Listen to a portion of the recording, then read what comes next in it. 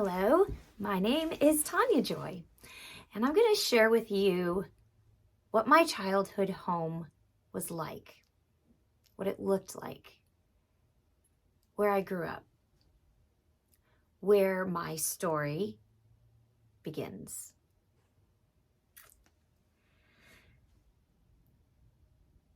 The earliest house and home I can remember was at 308 Meyer Road. And I remember as a little girl spelling it out, Meier. I lived at 308 Meyer Road. It's in a small, medium-sized suburb of Chicago, a ways out into the suburbs. It was the 80s, where we would play outside until it got dark, where we would run around the block and knock on the doors of our neighbors' homes to see if the kids could come out and play, where although we would ride our bike down to the park a few blocks away, we were very aware of strangers, and we were very cautious if cars drove by that we did not know. My home was a little ranch house. And when you walked down the street to find it, it was between a big 2-story brown house and a big 2-story white brick with black shutters house where my best friend Deidre lived. Her family was Italian. And I remember as a young child wishing I could be Italian because they were so loving. When they had family birthdays, they invited us over, and her grandma would treat me like I was one of her own grandkids. It was magical. When you came up to the front door of my house, mine was a little red ranch brick house with shrubs out front that were perfectly manicured and a big apple tree at the side of the driveway. My dad always kept the driveway very clean. There were never toys laying around. We would throw our bikes on the ground, but we always had to have them picked up by the time Daddy got home from work so he could pull his truck in. When you walked up to the front door, there was one stoop and a screen door.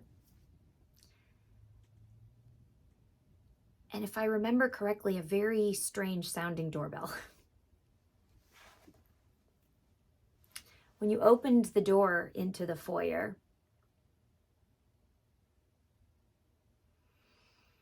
it smelled like my home.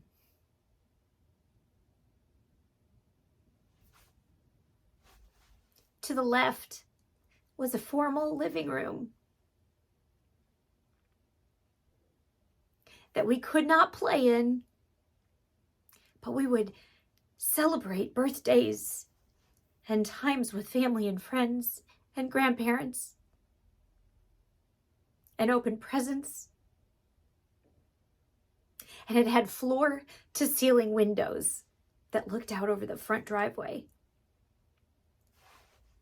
You would walk down the hallway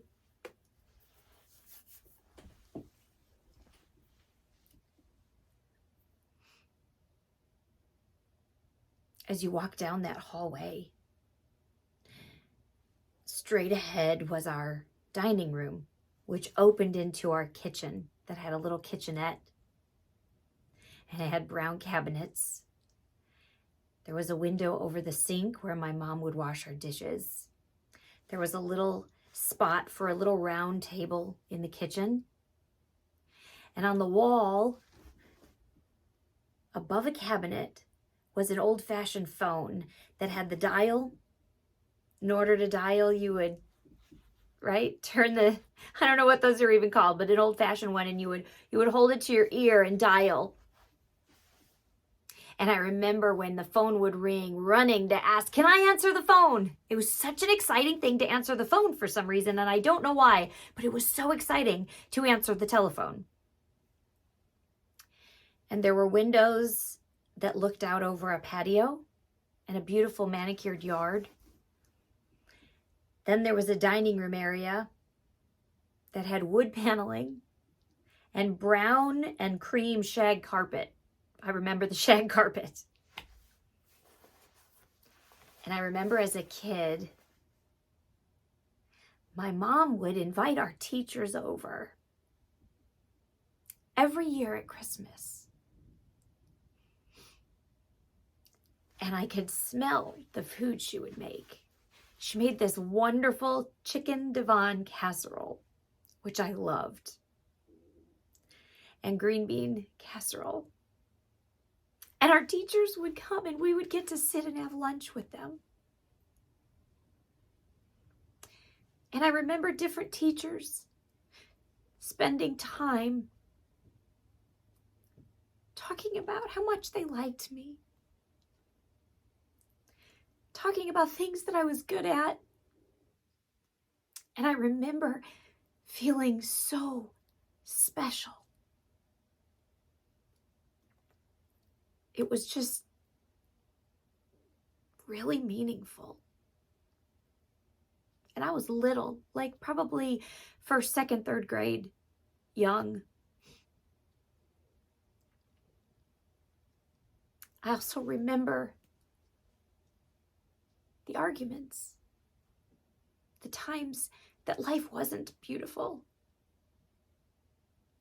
When as a little kid, you get scared and you wonder if your family's going to make it.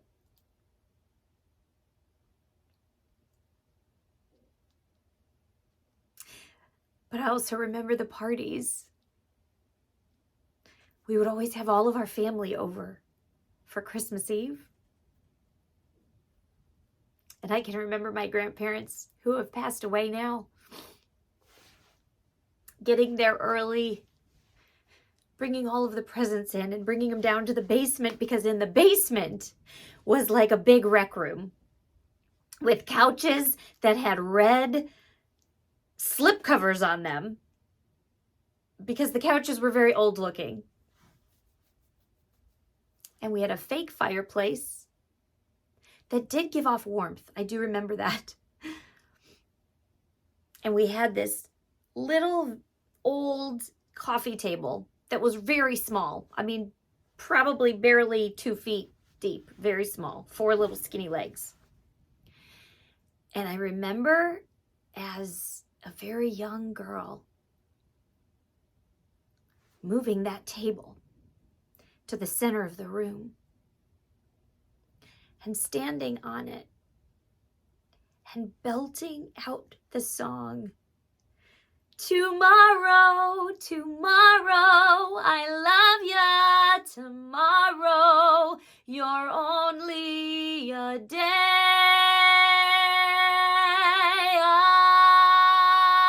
away, with my babysitter. And it was that moment that I knew I wanted to be on the stage. That I was going to be a performer. And when I would feel like life was hard, or that dream was too unattainable, I would go back downstairs and I would stand on that table and I would belt out that chorus.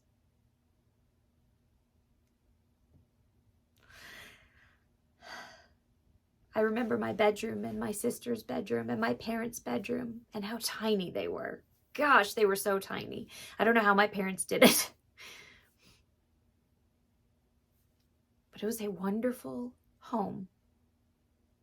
It was a home that I dreamt about going back to many times after we left.